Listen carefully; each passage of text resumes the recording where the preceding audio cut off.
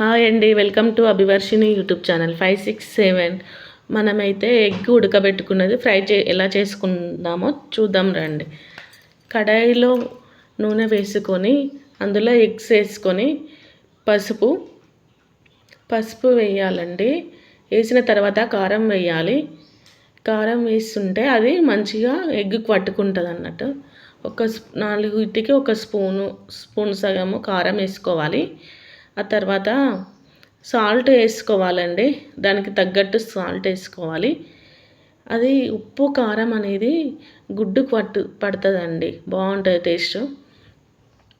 ఇప్పుడు కొంచెం సాజీరా, లవంగా, చెక్క, ఇలాచీ కలిపి సాజీరా కలిపి చేసినాను, మిక్సీకి వేసి పౌడర్ వేస్తున్నాను.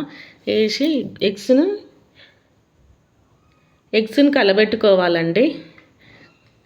కలబెట్టుకున్నాక ఇప్పుడు కొంచెం అల్లం వెల్లుల్లి పేస్ట్ వేసుకొని మనం దింపేసుకోవాలి.